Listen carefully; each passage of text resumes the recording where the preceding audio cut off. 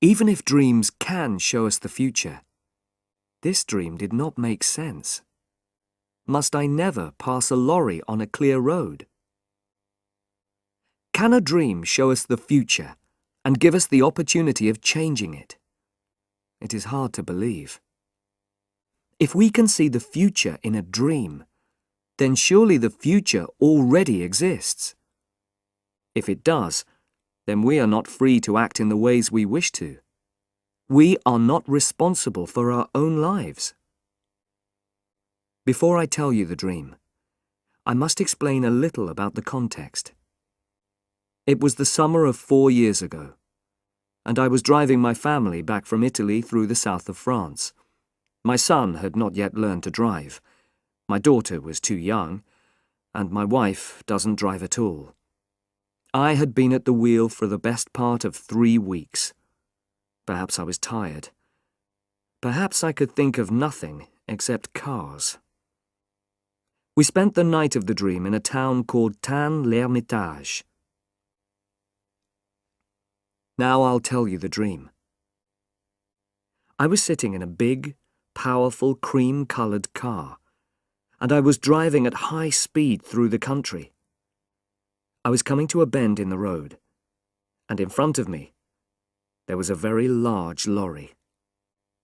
My foot reached out towards the brake, but it could not find it.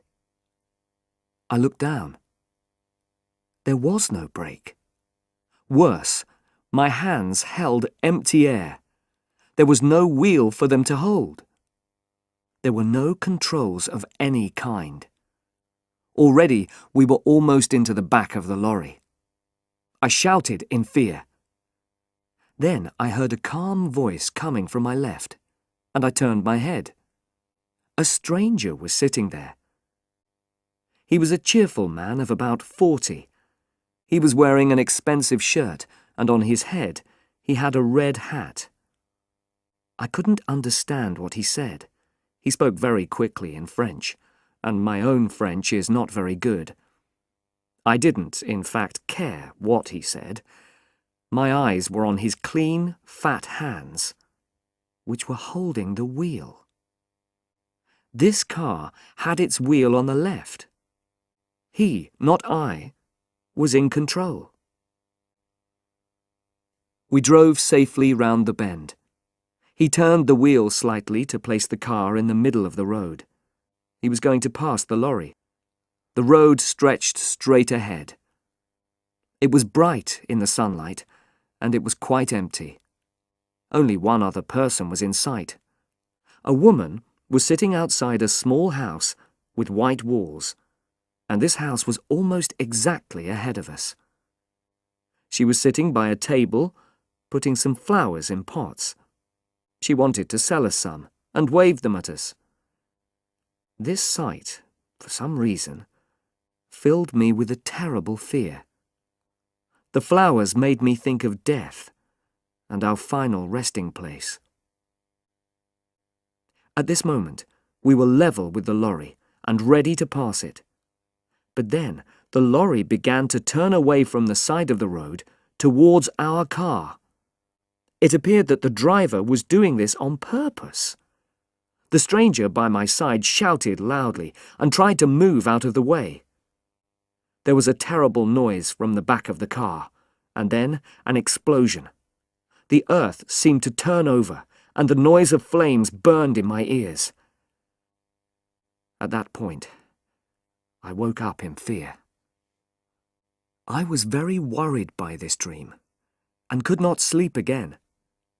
It seemed to have a message, and I wanted to explain it. Even if dreams can show us the future, this dream did not make sense. Must I never pass a lorry on a clear road? The road to Paris is always filled with very large lorries. Most of them come up from Marseille, and I always have to pass them when the road is clear. I can't drive slowly behind them forever. No. This was not the meaning of the dream. At its heart was some kind of fear. I had to recognize my fear, and then I could forget all about it. I thought about my driving during the last 3 weeks. I tried to remember all the lorries and all the small white houses. I thought of all the cars which were painted cream. I remembered nothing of any great interest. I had imagined that the road in the dream must be in France. It was long, empty, and straight. But then I remembered that we had passed the lorry on the right. So the dream was about a road in England. In England, all cars keep to the left. Immediately, I remembered something. 2 years before this, I was travelling in the north of England. An American and I were making some radio programs. He had brought his car from America, and of course the driver sat on the left side. The brakes and other controls were also on the left. But the colour of his car was not cream. The American was a careless driver, and often passed other cars against my advice. Remember that I was in a better position to see. I was sitting on the right. Once, just after Nottingham, he played chicken. You probably know about chicken. It is a game that is played on the roads. It is becoming more and more popular in America because long journeys are often very dull. You just move your car into the middle of the road and stay there. When another car appears, it comes towards you in the middle of the road. The driver who turns away is the chicken. Quite often, neither driver turns away. I expressed my displeasure at this game in language that the American could not fail to understand. We did not play it again, but it had probably left its mark on my mind. So then, when I was asleep, I experienced it all again in a dream. I also remembered something else while I was having breakfast. When we played chicken, it was an uncommonly windy day. We stopped at Chesterfield, and the American bought a hat. It was a black hat, not a red one, but in dreams details are not always exact. After this, I forgot about the dream until the afternoon. The big French lorries often play their own game. They stay in the middle of the road, and you can't pass them. You have to stay behind them. Sometimes you have to follow them for endless kilometres, although the roads are almost completely empty. This afternoon, we were following a large vehicle which was making terrible noises. When I blew my horn, the driver moved to the side of the road. But it was the wrong side. He was driving along on the left instead of keeping to the right. There was enough space on the right for me to pass him, but to do that would be wrong. So I just followed him for a few kilometres, and I told myself not to pass him. I considered the situation from every point of view. I could certainly turn my car more quickly than he could turn his lorry. It was a very big, heavy lorry. Could I perhaps pass him quickly on the right before he could do anything? If he turned to the right, though, he could easily kill us all. He probably wanted a bit of fun, but he might want an accident. If he killed us, nobody would say it was his fault. The law would be on his side. The road ahead was quite empty, and went on for many kilometres.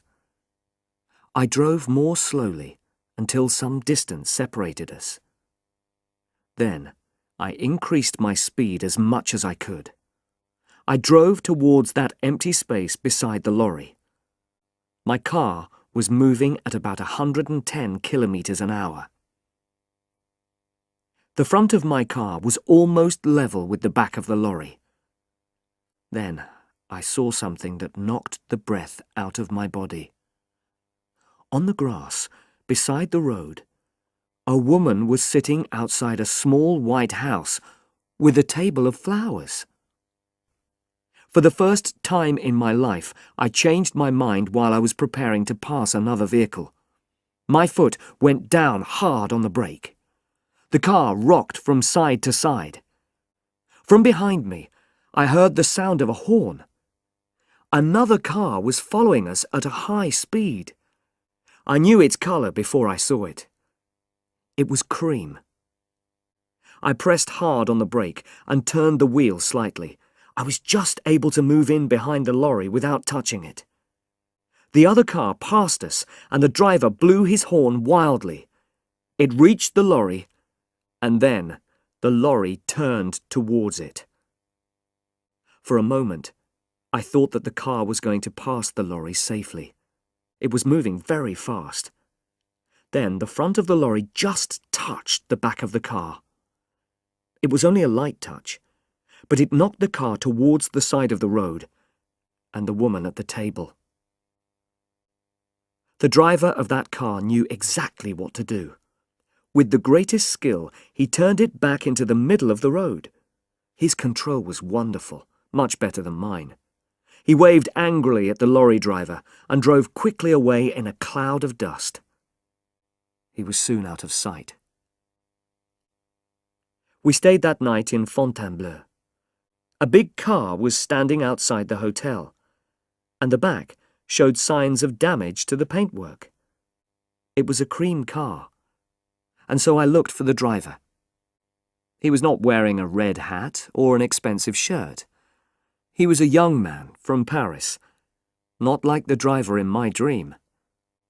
He spoke good English, so I asked him if he would like the number of that lorry. I had noticed it, and I was happy to give it to him. But he only laughed. The law won't help you if you pass on the wrong side of the road. To him, the whole thing had been a game.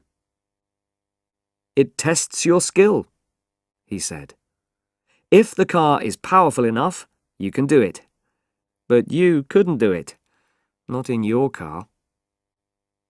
I didn't tell him about my dream, my reason for not passing the lorry. There was no time. He was in a hurry and wanted to reach Paris quickly.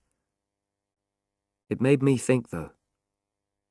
I don't really believe in dreams, of course, but some things saved us all from a terrible death.